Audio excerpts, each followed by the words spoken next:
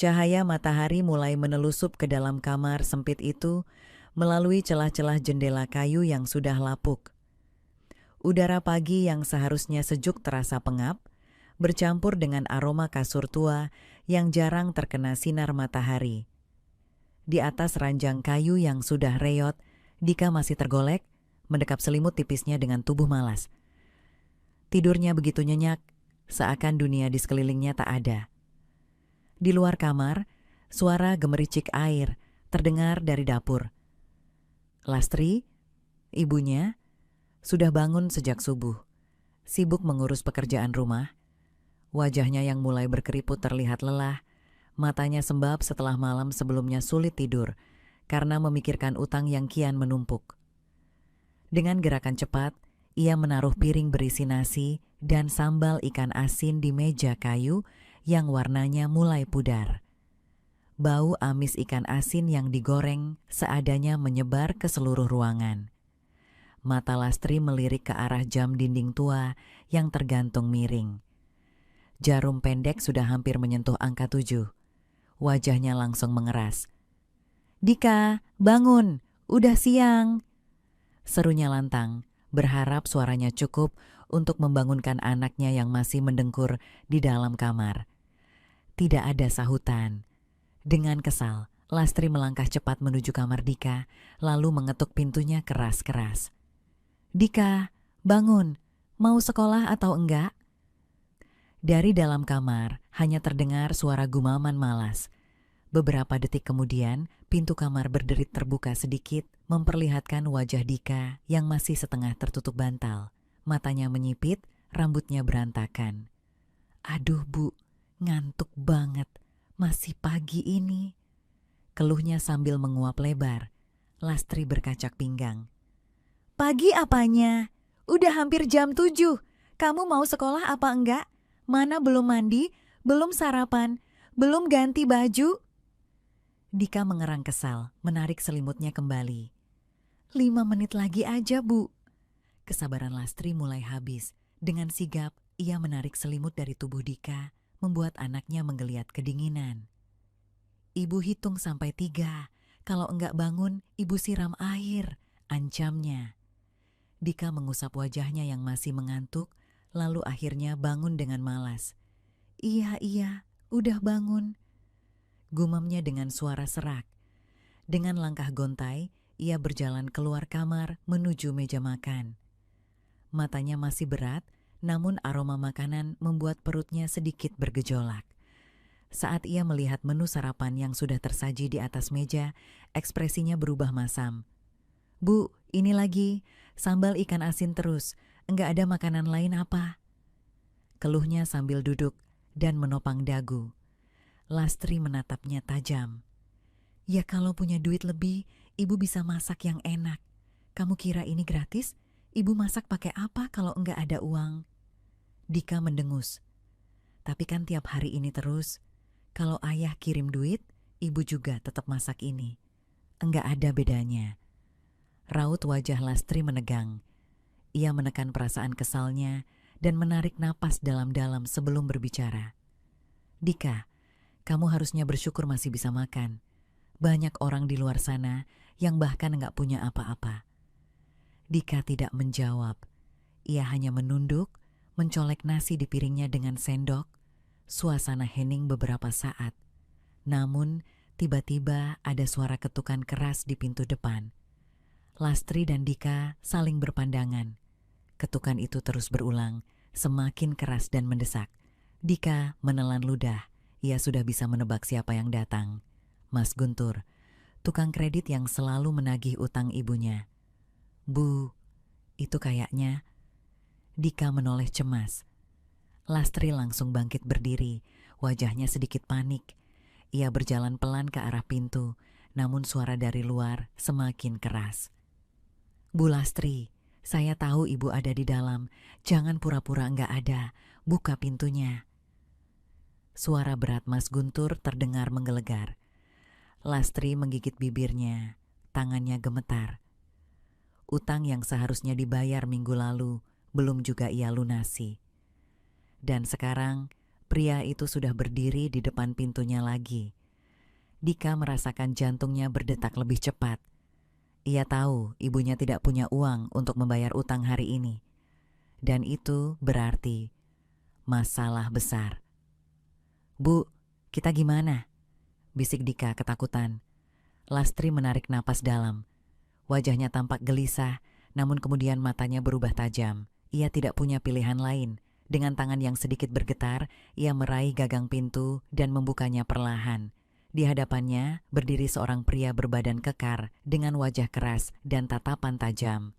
Mas Guntur menyeringai. "Akhirnya buka juga," katanya dengan suara datar namun penuh tekanan. "Saya datang buat nagih utang Bu Lastri. Jangan bilang ibu enggak ada uang lagi." Lastri menelan ludah. "Mas, tolong kasih saya waktu lagi. Saya belum ada uangnya." Mas Guntur tertawa pendek. "Saya sudah kasih waktu, Bu. Udah lebih dari seminggu. Kalau saya pulang tanpa uang lagi, saya yang bakal kena marah, Bos. Jadi..." Ia menyeringai lebih lebar.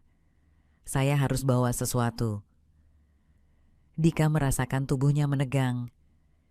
Ia bisa melihat mata Mas Guntur menyapu seluruh ruangan, mencari barang yang bisa disita. Lastri segera berdiri di ambang pintu, berusaha menghalangi pandangan pria itu ke dalam rumahnya. "Mas, tolong beri saya waktu sedikit lagi." Mas Guntur mendengus, lalu menatapnya tajam. "Saya bukan orang sabar, Bu Lastri. Kalau ibu enggak bisa bayar, ibu tahu konsekuensinya." Lastri terdiam. Ada sesuatu dalam tatapan pria itu yang membuat bulu kuduknya meremang. Dika hanya bisa menelan ludah melihat ibunya berusaha menyelamatkan mereka dari masalah yang semakin membelit. Suasana semakin tegang, udara terasa berat, dan Dika tahu ini baru permulaan dari mimpi buruk yang akan segera datang. Lastri meremas jemarinya dengan gelisah. Mata Mas Guntur yang tajam seperti pisau membuatnya semakin terpojok. Dika hanya bisa duduk diam, menahan napas, merasa keringat dingin mengalir di pelipisnya. "Mas, tolong..." Suara Lastri nyaris bergetar. "Kasih saya waktu 1 minggu lagi. Saya janji bakal bayar. Saya cuma butuh sedikit waktu." Mas Guntur menyeringai sinis. "1 minggu? Bu Lastri, saya udah dengar janji itu berkali-kali." Ia melangkah masuk tanpa izin, membuat Lastri mundur selangkah. Tatapan tajamnya menyapu isi rumah yang sederhana. Dika menggigit bibirnya. Ia tahu apa yang dicari pria itu.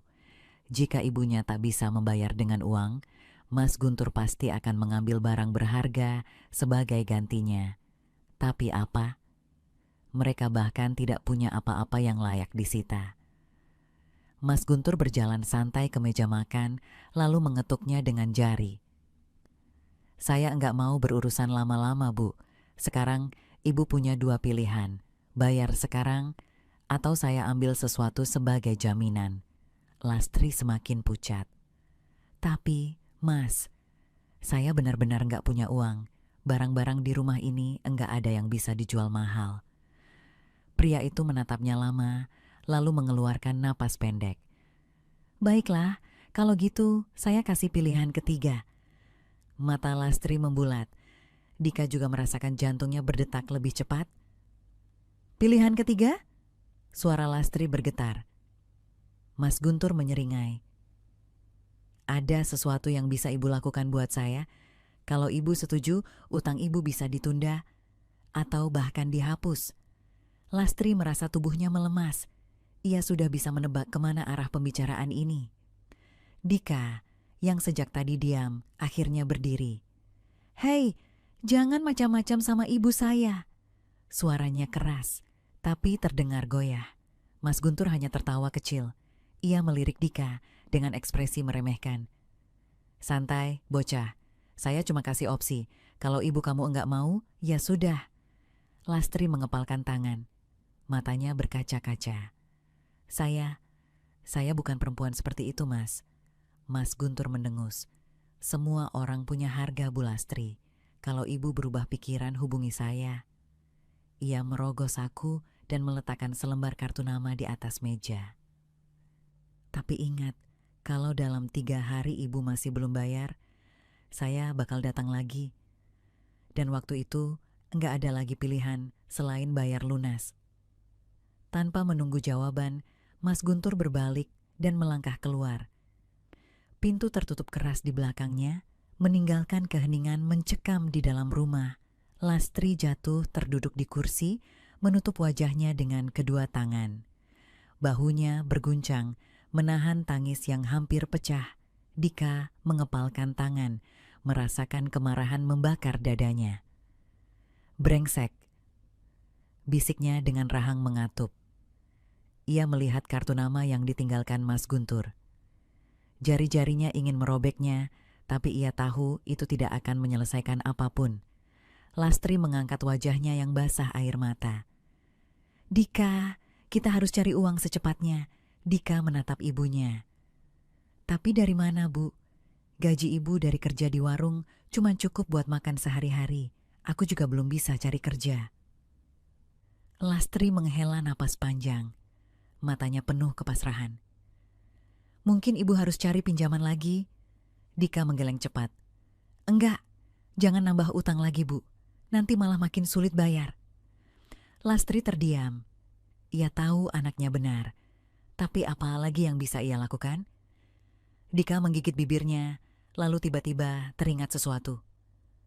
"Bu, gimana kalau aku cari kerja sampingan?" Lastri menatapnya ragu. "Kamu masih sekolah, Nak. Kalau kerja, gimana sekolahmu?" "Aku bisa cari kerja malam atau akhir pekan. Apapun yang penting bisa dapat uang." Lastri menggeleng. "Ibu enggak mau kamu terlalu capek. Biar ibu saja yang cari cara." Dika menghela napas, frustrasi. Ia tahu ibunya keras kepala, tapi ia tidak bisa diam saja, sementara mereka berada dalam masalah seperti ini. "Aku bakal cari cara, Bu," katanya mantap. "Pokoknya kita harus keluar dari masalah ini." Lastri menatap anaknya lama, lalu mengangguk pelan. Dalam hatinya, ia berdoa agar ada jalan keluar sebelum Mas Guntur kembali. Malam itu, rumah Lastri terasa begitu sunyi. Angin berembus pelan melalui celah jendela, mengibaskan tirai tipis yang sudah kusam. Dika duduk di sudut kamar, matanya menatap kosong ke lantai. Pikirannya terus berputar, mencari solusi dari masalah yang menghimpit mereka. Sementara itu, Lastri duduk di tepi ranjang dengan punggung membungkuk, menatap ponsel di tangannya. Jari-jarinya gemetar, menelusuri nomor yang tertera di kartu nama Mas Guntur. Apa ibu benar-benar harus melakukan ini? Batinnya berperang. Dika menoleh, memperhatikan ibunya yang tampak semakin terbebani. "Bu, ada yang bisa aku bantu?" tanyanya pelan. Lastri terdiam beberapa saat, lalu menggeleng. "Ibu cuma lagi mikir, Nak." Dika menghela napas. Ia tahu ibunya tidak ingin membebaninya, tapi ia juga tidak bisa tinggal diam. "Bu, aku tadi udah keliling nyari kerja," kata Dika. "Tapi kebanyakan tempat enggak mau nerima anak di bawah umur." Lastri menatap anaknya dengan penuh kasih. "Kamu enggak perlu mikirin ini, Nak. Ini tanggung jawab ibu." "Tapi aku anak ibu. Aku enggak bisa diam aja lihat ibu kesulitan begini." Lastri tersenyum tipis, tapi di balik senyumnya ada kesedihan yang dalam. Ia meremas kartu nama di tangannya, lalu berdiri. "Ibu mau keluar sebentar," katanya singkat. Dika langsung curiga. "Mau kemana, Bu? Malam-malam begini?" Lastri berpikir sejenak sebelum menjawab. "Ibu mau ketemu teman, mungkin dia bisa bantu pinjam uang." Dika mengerutkan kening. "Bu, ibu enggak mau ke tempat Mas Guntur kan?" Lastri tersentak. "Enggak, Nak. Ibu cuma mau cari bantuan." Dika masih ragu, tapi ia tahu ibunya tidak akan mengaku jika memang berniat menemui Mas Guntur. "Baiklah, tapi ibu hati-hati." Lastri mengangguk lalu mengambil tas kecilnya dan melangkah keluar rumah. Wah, hujan rintik mulai turun saat Lastri berdiri di depan sebuah bangunan kecil di sudut kota. Warung kopi remang-remang itu menjadi tempat pertemuan banyak orang, termasuk mereka yang menjalani kehidupan di batas abu-abu. Lastri menggenggam ponselnya erat. Dalam benaknya, ia masih berharap ada cara lain. Namun, ketika mengingat tatapan tajam Mas Guntur dan ancaman yang menggantung di kepalanya, ia sadar pilihannya semakin terbatas. Ia melangkah masuk. Aroma kopi dan asap rokok menyengat hidungnya. Suara tawa kasar bercampur dengan musik pelan dari radio tua di pojokan. Matanya menyapu ruangan dan akhirnya menemukannya. Mas Guntur duduk santai di meja belakang, tersenyum melihat kedatangannya. "Bu Lastri," sapanya dengan nada puas. Akhirnya datang juga. Lastri menelan ludah. Setiap langkah yang ia ambil terasa seperti membawa dirinya ke dalam perangkap. Ia duduk dengan tangan mengepal di pangkuan. "Mas, saya..." Suaranya terhenti sejenak. "Saya butuh waktu lebih lama. Saya janji bakal bayar, tapi saya enggak bisa sekarang." Mas Guntur menyandarkan tubuhnya ke kursi, menatapnya dengan tatapan penuh arti. "Saya udah kasih pilihan, Bu. Kalau enggak bisa bayar dengan uang, ada cara lain." Lastri menutup mata sejenak, berusaha menenangkan gemuruh di dadanya. Ia tahu apa yang pria ini inginkan. "Kalau saya setuju..." Suaranya hampir tak terdengar. "Utang saya benar-benar dihapus?" Mas Guntur menyeringai.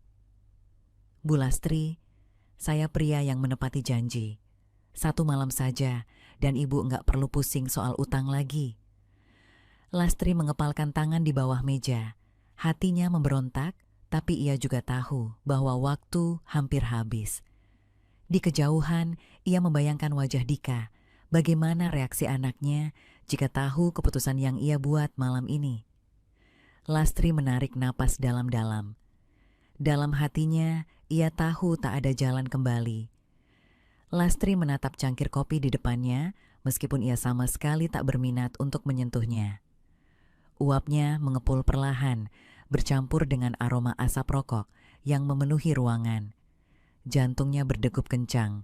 Di hadapannya, Mas Guntur duduk dengan santai, memperhatikannya dengan tatapan yang seolah sudah menelanjangi dirinya sejak pertama kali ia datang. "Jadi, Bu Lastri," suaranya terdengar pelan namun tegas, "keputusan ada di tangan Ibu." Lastri menggigit bibirnya. Dalam hatinya, ia masih ingin mencari cara lain, tapi kenyataan terus menghimpitnya. Ia tak punya uang. Jika malam ini ia pulang dengan tangan kosong, Mas Guntur bisa saja melakukan hal yang lebih buruk, bukan hanya padanya, tapi juga pada Dika. Suaranya hampir tak keluar. "Saya butuh jaminan, Mas. Saya enggak mau ini cuma jadi jebakan. Kalau saya setuju, saya mau lihat sendiri utang saya benar-benar dihapus." Mas Guntur tertawa pelan. "Pintar juga ibu ini," katanya. Ia kemudian mengambil ponselnya, mengetik sesuatu, lalu memperlihatkan layar kepada Lastri.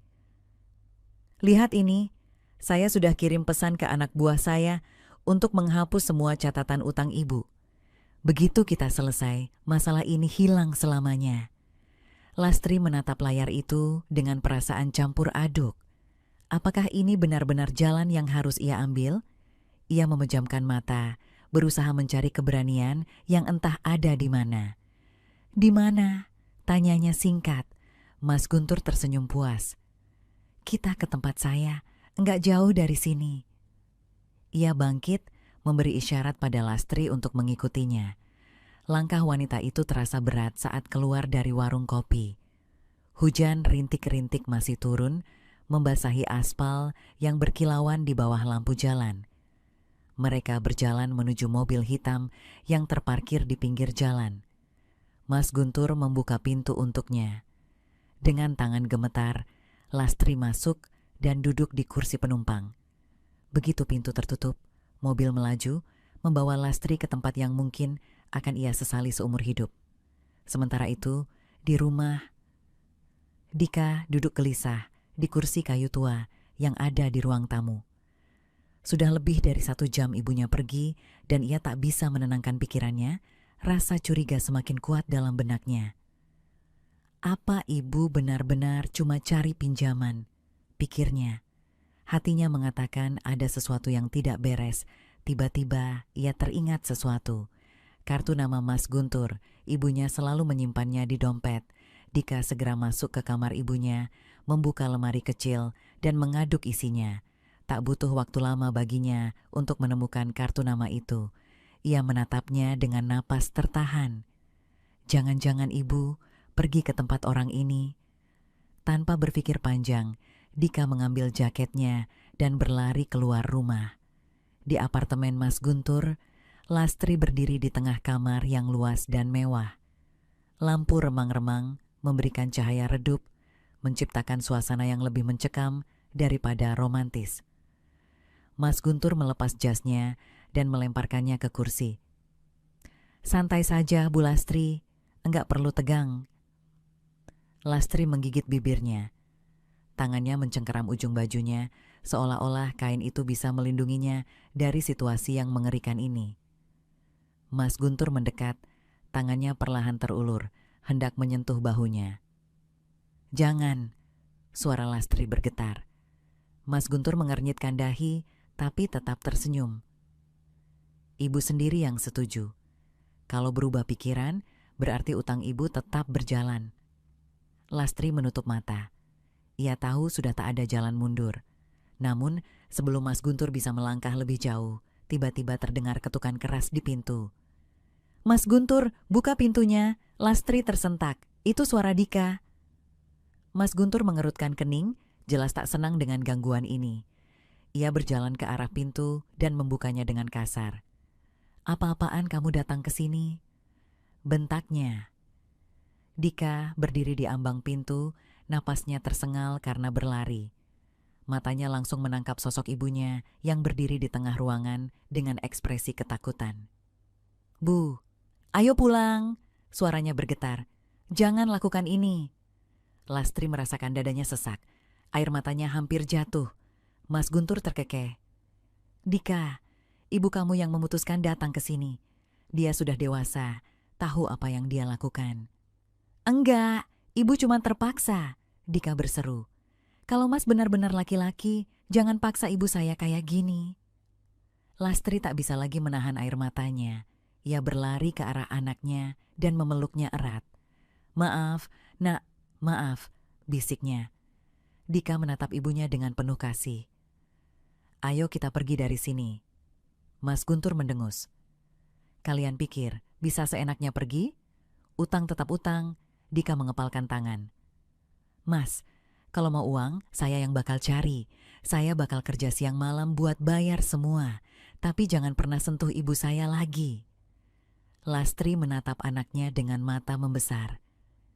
"Dika, tidak. Ibu enggak mau kamu menanggung ini." Mas Guntur menyipitkan mata, menimbang ucapan Dika. Setelah beberapa saat, ia terkekeh. "Baik, saya kasih waktu seminggu. Kalau dalam seminggu kamu enggak bisa bayar, ibu kamu tetap jadi jaminannya." Dika mengangguk mantap. "Saya janji." Mas Guntur tertawa kecil dan melangkah mundur. "Silakan pergi, tapi ingat, janji tetap janji." Lastri dan Dika segera keluar tanpa menoleh ke belakang. Begitu berada di luar, mereka berlari sekuat tenaga, seolah-olah mencoba melarikan diri dari mimpi buruk. Saat akhirnya mereka sampai di rumah, Lastri jatuh berlutut di lantai, terisak. "Maaf, Nak, ibu hampir membuat kesalahan besar." Dika memeluk ibunya erat. "Enggak apa-apa, Bu. Kita bakal cari jalan keluar, bareng-bareng." Malam itu, untuk pertama kalinya setelah sekian lama, Lastri merasa memiliki harapan. Ia tahu hidup mereka masih sulit, tapi satu hal yang pasti, ia tidak akan pernah lagi menyerahkan harga dirinya demi keluar dari masalah. Dan Dika, ia telah berjanji. Seminggu. Dalam waktu itu, ia harus mencari cara. Karena jika tidak, mereka akan kembali berada di tepi jurang yang sama.